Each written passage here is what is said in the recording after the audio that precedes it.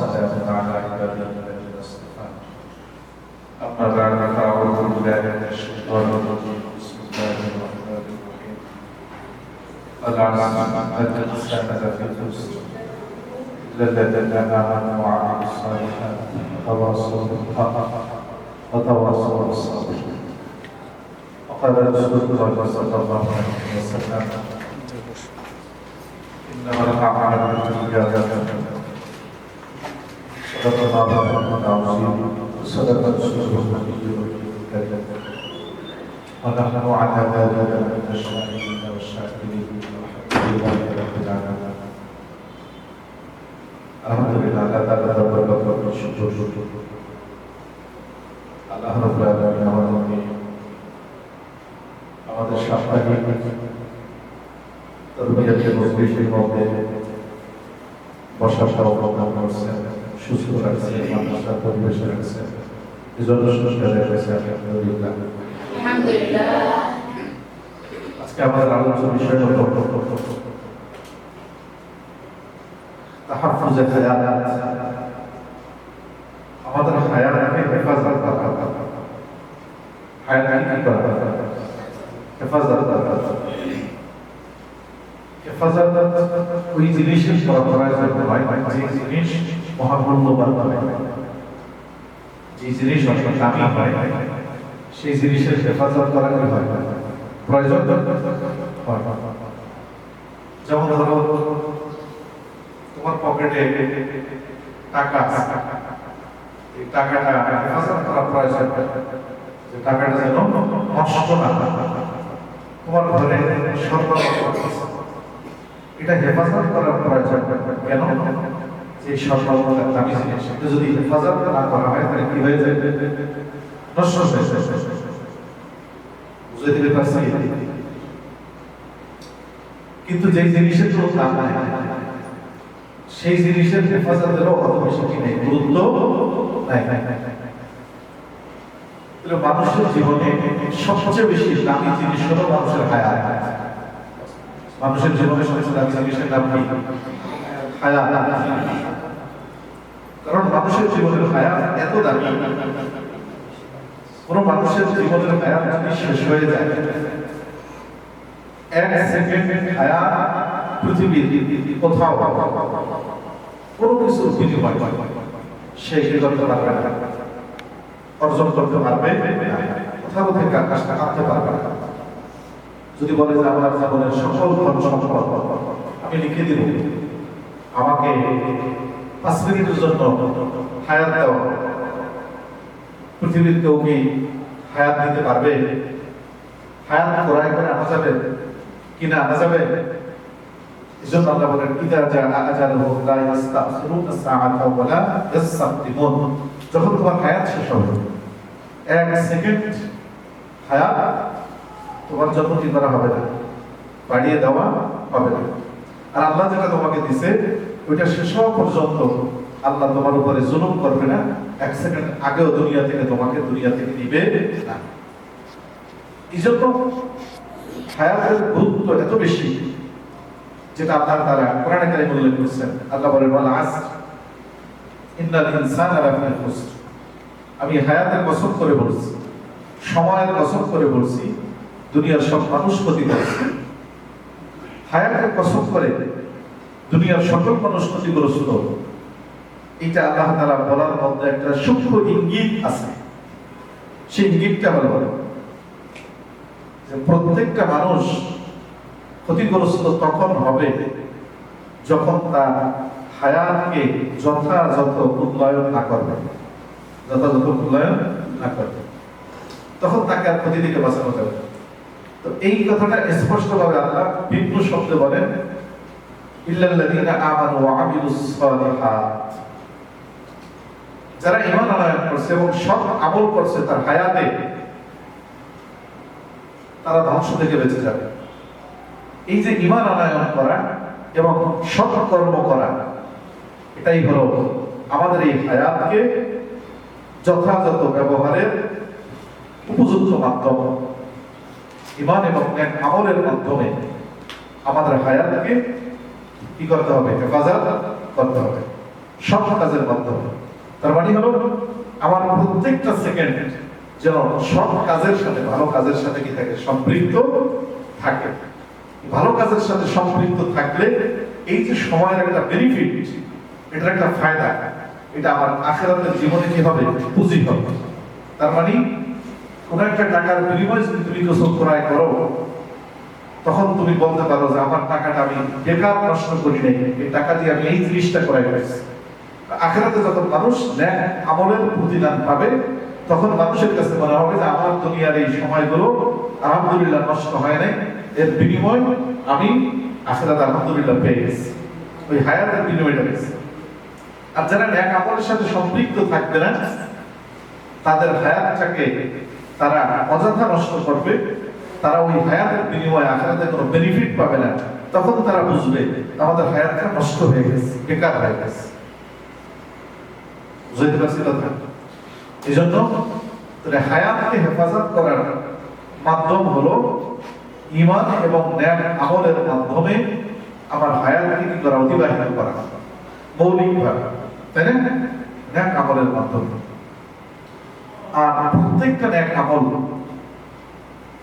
সফল হওয়ার জন্য, পরিপূর্ণ প্রতিদান আল্লাহর কাছ থেকে পাওয়ার জন্য যে জিনিস সবচেয়ে বেশি জরুরি, সেটা হলো নিয়ত। সেটা কি? নিয়ত। আলহামদুলিল্লাহ আমরা মাদ্রাসার মধ্যে যে কাজের মধ্যে আছি, 24 ঘন্টার যে রুটিন, এই রুটিনের মধ্যে যে আছি, রুটিনগুলোকে ভালো কাজ দিয়ে সুসজ্জিত করা হয়েছে, তাই না? নামাজের মাধ্যমে, কোরআন তেলাওয়াতের মাধ্যমে, তাই না? এভাবে সুন্দর করে সুসজ্জিত করা হয়েছে হেফাজত। এই কাজগুলো আমাদের এক নম্বরে এখন লাগবে বিশুদ্ধ নিয়তের মাধ্যমে করা। বিশুদ্ধ নিয়তের মাধ্যমে কি করা? ছাত্র, শিক্ষক, আমরা যে কোরআন তেলাওয়াত করতেছি, হাফেজ হচ্ছি, মাওলানা হব, যে যা হব, কারি সাহেব হব, আমাদের প্রত্যেকের নিয়মকে কি করতে হবে? বিশুদ্ধ করে নিতে হবে। তাছাড়া আমরা অনেক ভালো কাজ করার পরেও বাহ্যিকভাবে এটার কোনো কি পাবো না, প্রতিদান আমরা পাবো না। এজন্য ইমাম বুখারী রাহমাতুল্লাহি আলাইহি, তোমরা বড় হইলে যখন বুখারী শরীফ পড়বা বাবা, বুখারী শরীফের প্রথম হাদিসটা উনি নিয়ে আসছে, ইন্নামাল আ'মালু বিন্নিয়াত ওয়া ইন্নামা লিকুল্লি ইমরিইন মা নাওয়া ফামান কানাত হিজরাতুহু ইলা দুনিয়া তুসিবুহা আও ইলা ইমরাআতিন ইয়ানকিহুহা ফাহিজরাতুহু ইলা মা হাজারা ইলাইহি। অর্থাৎ এই হাদিসের মূল উদ্দেশ্য হলো, কাজ যত বড়ই হোক না কেন, যত ভালোই হোক না কেন, তার এই নিয়তের ভিত্তিতে ওই কাজের প্রতিদান আল্লাহ সাব্যস্ত করবে। নিয়ত যদি ভালো হয়, তা আলহামদুলিল্লাহ ভালো কাজের পরিপূর্ণ প্রতিদান সে পাবে। নিয়ত যদি না থাকে ভালো, তাহলে ভালো কাজের কোনো কি থাকবে না, প্রতিদান থাকবে না। এই জন্য আমাদের সর্বপ্রথম যে কাজ করতে হবে, সে কাজটা হলো আমাদের নিয়তকে বিশুদ্ধ করে নিতে হবে। কি করতে হবে? নিয়তকে বিশুদ্ধ করে নিতে হবে। নিয়তকে যাচাই করতে হবে। আমি হাফেজ হচ্ছি কেন? কত করে পড়ে বেশি বেশি টাকা নেওয়ার জন্য না, আমি হাফেজ হচ্ছি কোরআনের হেফাজতের জন্য, আল্লাহর সন্তুষ্টির উদ্দেশ্যে, কোরআনে কারিমের হেফাজত, কোরআনের প্রচার প্রসার এর উদ্দেশ্যে আমি কি হচ্ছি? হাফেজ হচ্ছি। যে কোরআন হেফাজত শেষ করার পরে এই কোরআন আমি বুঝবো, কোরআন বুঝে আমল করবো, কোরআন প্রচার করবো, দুনিয়ার মধ্যে কোরআন জীবিত থাকবে। এই জন্য আমি কি হচ্ছি? হাফেজ হচ্ছি। এবং এই কাজগুলো আমি করবো কেন? একমাত্র আল্লাহর সন্তুষ্টির জন্য। আল্লাহ আমাকে প্রতিদান দিবেন, আল্লাহর কাছে প্রতিদান পাওয়ার আশা। এইটা যদি নিয়ম কাজে থাকে, তখন অবশ্যই অবশ্যই আল্লাহ তাআলা তাকে এই কাজের মধ্যে উত্তম কি করবেন? প্রতিদান দিবেন, এবং তার কাজ তার জন্য আল্লাহ সহজ করে দিবেন, মেধা আল্লাহ তাআলা খুলে দিবেন। বিশুদ্ধ নিয়তের সাথে যদি আমরা কি করি? মেহনত করে পড়তে থাকি। 2 নম্বর, হুজুর করে বলেন সবার হেফাজতের জন্য নজর দর কদম, নজর দর কদম, অর্থাৎ আমার প্রত্যেকটা কদমে কদমে আমার দৃষ্টি রাখা লাগবে যে আমি যে কদমটা ফেলতেছি, যে কাজের জন্য, সঠিক নাকি নাকি বেঠিক, এটা কি নেক কাজ নাকি বদ কাজ। ওই যে বলছিলাম, নেক কাজের মাধ্যমে হায়াতকে কি করা? হেফাজত করা।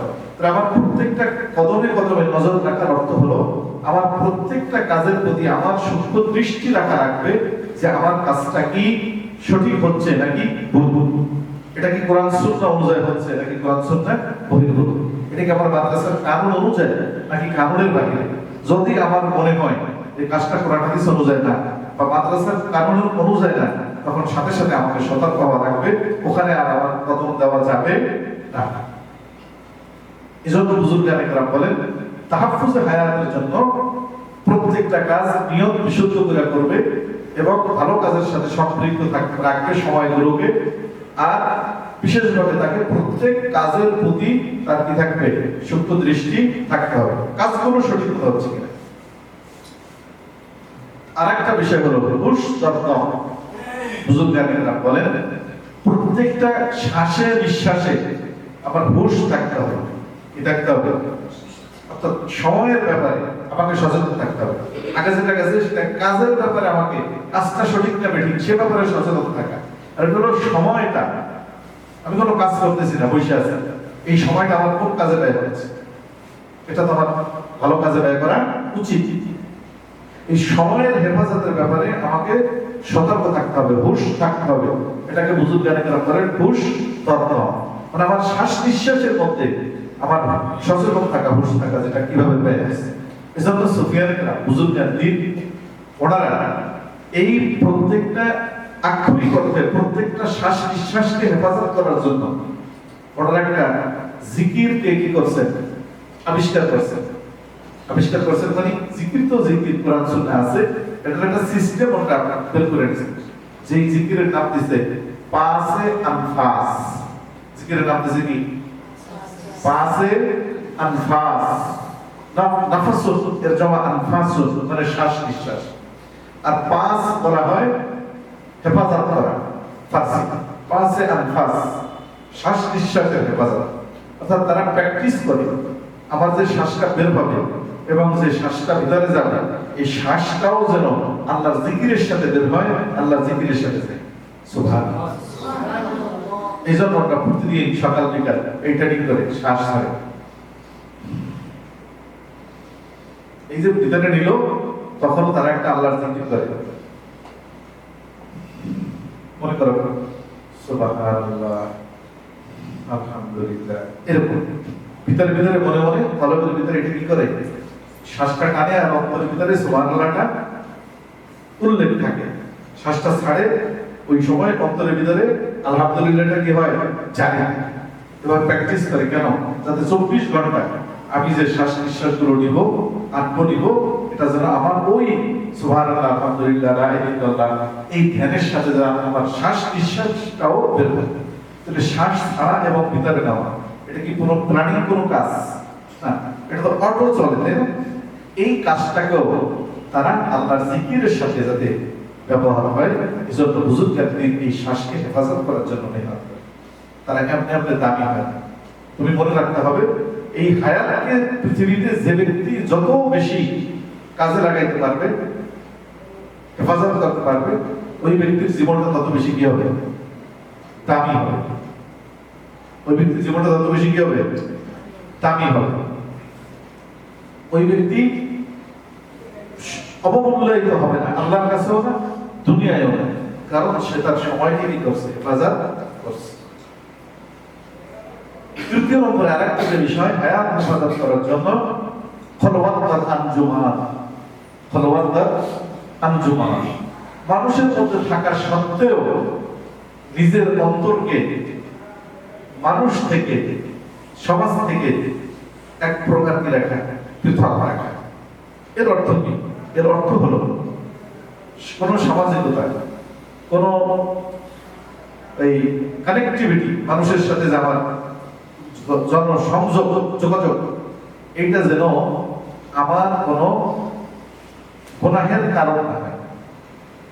সমাজের সাথে আমি আছি, সমাজের মানুষ হাসি তামসা খেয়াল তামাশার ভিতরে লিপ্ত আছে, কিন্তু আমি এখানে বসা থাকলেও আমার দিলের ভিতরে তাদের এই বিষয়ে সচেতনতা তৈরি করে, আমার অন্তরকে জিকিরের সাথে লাগায় রাখে।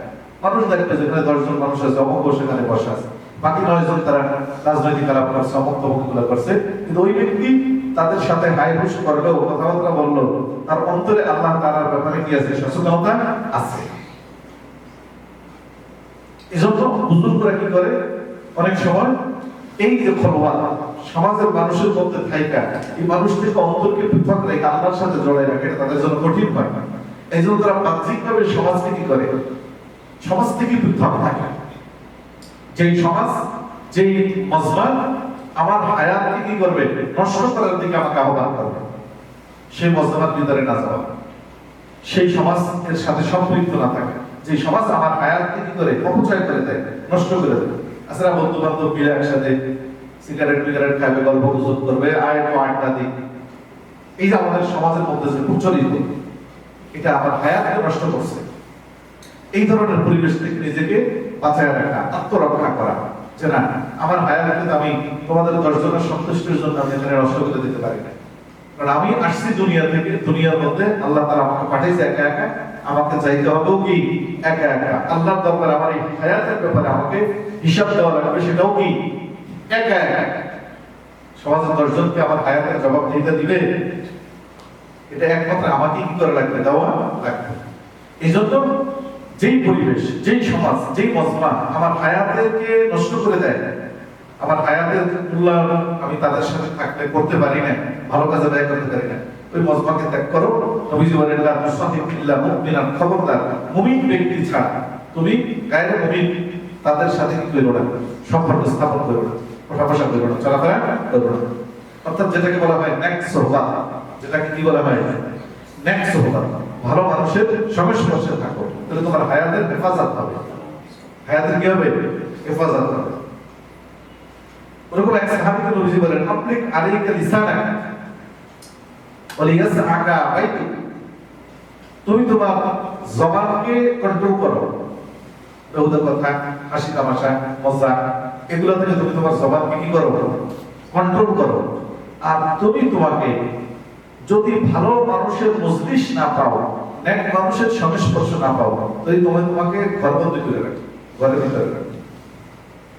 তারপরেও খারাপ মজলিসের দিকে কি করা যাবে না, যাওয়া যাবে না। এই জন্য নেক সুহবাত, নেক মানুষের সাথে থাকা, ভালো মানুষের সাথে ওঠা বসা করা, এর দ্বারা ওই নেককার মানুষের আদলে আমার জীবনটাও গড়ে উঠবে, আমার জীবনটা কি হবে, গড়ে উঠবে। বুজুর্গরা উদাহরণ দিয়ে বলেন যে একটা গাছ, এই যে একটা গাছ, একটা গাছটা এরকম অনেক সময় পাকা হয় না, পাকা হয় না ছোটকালে, গাছটাকে সোজা করার জন্য একটা পাশে একটা আরেকটা লাঠি খাড়া করে ওই সোজা লাঠির সাথে এই পাকাটাকে সোজা করে বেঁধে দেয়। 6 মাস পর ওই লাঠিটা সরাই ফেলার পরে দেখা যায় ওই পাকা যে গাছটা হচ্ছিল, সেই গাছটা এখন সোজা উঠেছে। সুবহানাল্লাহ। এইটা হলো সোহবাতের বরকত, এটা হলো সোহবাতের কি বরকত। এই যে এটা পাকা হইতেছিল, এখন সে সোজা হয়ে গেল, কিসের কারণে, তার পাশে একটা সোজা লাঠি দাঁড় করানো ছিল, ওই সোজা লাঠির সাথে দীর্ঘদিন একসাথে থাকার কারণে সে এখন কি হয়ে গেছে, সোজা হয়ে গেছে। তাহলে একটা গাছ যদি আর একটা সোজা গাছের সোহবতে থাইকা সোজা হইতে পারে, তাহলে একটা পাকা মানুষ একটা সোজা মানুষের সোহবতে থাকলে সে মানুষটা কি সোজা হইতে পারে না, 100 ভাগের 100 ভাগ পারে। এই জন্য নবীজি বলেন লা তুসাহিব ইল্লা মুমিনান, খবরদার মুমিন ছাড়া তুমি কারো সোহবত গ্রহণ করো না, বন্ধুত্ব গ্রহণ করো না। আর মুমিন যে ব্যক্তি হবে সে অবশ্যই তার সময়ের কি করবে, সে মূল্যায়ন করবে, সময়কে নেক আমল দ্বারা সুসজ্জিত করবে, ইমান আমলের মধ্যে সে সময়টাই পাবে।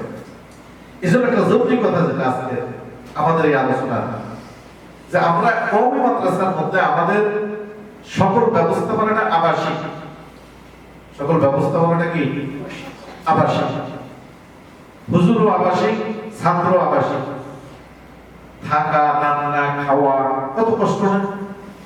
অন্যান্য মাদ্রাসা, অন্যান্য স্কুল, কলেজ, ভার্সিটি কোথাও এরকম আবাসিক নাই যে তাকে আবাসিক থাকতে হবে। অফিস টাইমে যায়, সকাল 10টায় যায়, ক্লাসে ঢোকে, একটা সময় বেরিয়ে বাড়িতে চলে আসে। হুজুররাও টিচাররাও যায়, ক্লাস করেই আবার যার যার বাড়িতে কি চলে যায়। কিন্তু আমাদের কওমি মাদ্রাসায় 24 ঘন্টা থাকতে হয়, হুজুরও থাকে 24 ঘন্টা, ছাত্র থাকে 24 ঘন্টা। এর মানে কি জানো, এর মানে হলো এইটা, এর মানে হলো কওমি মাদ্রাসায় দুটো জিনিস, একটা হলো পড়া আর হলো গড়া। ছাত্রদেরকে পড়ানো হয়, পড়া অনুযায়ী তাদের জীবনকে গড়া হয়, তাদের জীবনকে কি করা হয়, গড়া হয়। অন্যান্য প্রতিষ্ঠানে পড়া আছে কিন্তু কি নাই, গড়া নাই। আমাদের প্রতিষ্ঠানে কওমি মাদ্রাসাগুলোতে পড়া আছে এবং কি আছে, গড়া আছে। এই গড়ার জন্যই ওস্তাদ আবাসিক থাকা লাগে। ওস্তাদ যখন আবাসিক থাকে, এই ওস্তাদ চলে সোজা, আর ছাত্র একটা পাকা, একটা ওদিক পাকা, একটা ওদিক পাকা। এই সব পাকাগুলা এই ওস্তাদকে ফলো করে লাগে। যখন ওস্তাদকে ফলো করে, তখন ওই পাকাগুলা সব আস্তে আস্তে কি হয়ে যায়, সোজা হয়ে যায়। এই জন্য হলো কওমি মাদ্রাসার শিক্ষা ব্যবস্থা আবাসিক ছাড়া হবে না। কারণ আবাসিক যদি না থাকে তাহলে পড়া হবে কিন্তু গড়া হবে না। আর আবাসিক থাকলে পড়ার পাশাপাশি কি হবে, গড়া হবে। অর্থাৎ গড়া মানে আত্মগঠন, নিজেকে একটা সুনাগরিক হিসেবে, আল্লাহর সঠিক বান্দা হিসেবে, নবীর সঠিক উম্মত হিসেবে, রাষ্ট্রের একটা সুনাগরিক হিসেবে নিজেকে প্রতিষ্ঠিত করা। এটা চরিত্রের পরিশুদ্ধির মাধ্যমে, আমলের বিশুদ্ধতার মাধ্যমে। এই জন্য কওমি মাদ্রাসা আবাসিক। যে হুজুর থাকবে মাদ্রাসায়, হুজুর কিভাবে ওযু করে ছাত্র এটা দেখবে, ছাত্ররা ওযু করবে। হুজুর কিভাবে ঘুম যায় ছাত্র এটা দেখবে, ওভাবে ছাত্র নিজেকে গড়বে। হুজুর কিভাবে ঘুম থেকে উঠে ছাত্র এটা দেখবে, ওইভাবে ঘুম থেকে সেও উঠবে। হুজুর কিভাবে ইস্তেঞ্জায় ঢোকে, ইস্তেঞ্জা থেকে বের হয়, ছাত্র এটা দেখবে, নিজেকে সেভাবে গড়বে। বুঝতে পারছি কথা? হুজুর কিভাবে নামাজের পাবন্দি করে, তাকবীরের সাথে নামাজ পড়ে, ছাত্র এটা দেখবে, ওভাবে নিজেকে কি করবে, গড়বে। এই জন্যই হলো কওমি মাদ্রাসা আবাসিক ইন্তেজাম, আবাসিক ব্যবস্থা। আমি বুঝতে পারছি? তো এটা মূল কথাই হলো যে আমাদের সময়ের টোটাল সময়টাকে আমরা কিভাবে হেফাজত করবো সারা জিন্দেগি, তার একটা প্র্যাকটিক্যাল শিক্ষা আমাদের কওমি মাদ্রাসায় দেওয়া হয়। যেমন একটা উদাহরণ দিলাম আমি, যে একটা গাছ যদি ছোটকালে বাঁকা থাকে, সাথে একটা সোজা লাঠি বেঁধে দেয়, 2-4 মাস 6 মাস এটা রাখে, এরপরে সোজা হয়ে যায়। এরপরে ওই লাঠি সরাই ফেলানোর পরেও গাছটাকে আবার বাঁকা হয়ে যায় নাকি সোজাই ওঠে? সোজা উঠতে থাকে। তার মানে ছোটকালে যখন তার গড়ার বয়স, ওই সময় তাকে যদি সাপোর্ট দিয়ে সোজা করে দিয়ে গড়ে দেওয়া হয়, সারা জীবন সে সোজাই চলবে। ঠিক প্রত্যেকটা ছাত্র ছোটকালে তার যে উঠতি বয়সে গড়ার সময় সে যেরকম ওস্তাদের সহবতে থাকবে, ওস্তাদকে দেখে দেখে নিজেকে গড়বে, সারা জীবন ওই সুঅভ্যাস, ভালো অভ্যাসগুলো তার ভিতরে থাকবে, ওভাবেই সে চলতে থাকবে। ওস্তাদ থেকে যেভাবে ওযু দেখছে, নামাজ দেখছে, তাকবীরুল্লাহ দেখছে, দোয়া দরুদ পড়তে দেখছে, কোরআন তেলাওয়াত দেখছে, যত ভালো কাজগুলো দেখছে, এগুলো সারা জীবনের জন্য তার ভিতরে গেঁথে যাবে, বসে যাবে, এভাবে সারা জীবন সে চলতে পারবে। এটাই হলো কওমি মাদ্রাসা আবাসিক কেন, তার জবাব। বুঝতে পারছি? এজন্য আমাদের কওমি মাদ্রাসার স্বতন্ত্র বৈশিষ্ট্য, কওমি মাদ্রাসার আমল ভিন্ন, কওমি মাদ্রাসার আখলাক ভিন্ন, আদর্শ ভিন্ন। সমগ্র মানুষের মধ্যে একটা কথা আছে, কওমি মাদ্রাসার ভিতরেই একমাত্র খোদাভীরু, তাকওয়া, পরহেজগারিতা, এটা যতটুকু আছে আলহামদুলিল্লাহ অন্য সকল প্রতিষ্ঠানের তুলনায় এটা বেশি আছে। যদিও যুগের পরিবর্তনের কারণে, সময়ের চেঞ্জের সাথে সাথে আমাদের মধ্যে অনেক তানাজ্জুলি অবনতি আসতেছে, তারপরও আমাদের পাশাপাশি যারা আছে তাদের তুলনায় কিছুটা হইলেও আমাদের মধ্যে এটা বেশি থাকার কারণ হলো আলহামদুলিল্লাহ যে আমাদের এই আবাসিক শিক্ষা ব্যবস্থায় ওস্তাদকে ছাত্র 24 আওয়ার 24 ঘন্টা ফলো করা একটা কি আছে, পরিবেশ আছে। এটা অনেকে বুঝে না, এজন্য তারা এই আবাসিক ব্যবস্থার বিরোধিতা করে, কষ্ট মষ্ট ইত্যাদি। তো তোমার একটা পুরো জীবনকে সুসজ্জিত করার জন্য, সুন্দর করার জন্য তোমাকে তো একটা সময়, জীবনের একটা সময় ট্রেনিং করা লাগবে। আর্মিতে যারা চাকরি করে 20 বছর 30 বছর চাকরি করবে, ট্রেনিং করতে হয় 6 মাস, তাই না?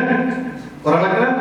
তোমার 60 বছরের জীবনের জন্য তোমার একটা ট্রেনিং সেন্টার হলো এই কওমি মাদ্রাসাগুলো, যেখানে তুমি যেভাবে তোমার জীবনকে গড়বে সেভাবে বাকি জীবন চলতে থাকবে।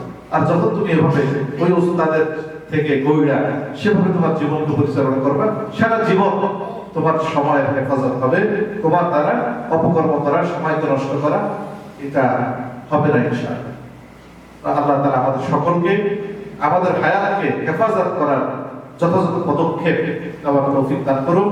আমরা যেন সমস্ত সময়টাকে আমরা পড়াশোনা এবং নেক আমলের মধ্যে কি করতে পারি, অতিবাহিত করতে পারি।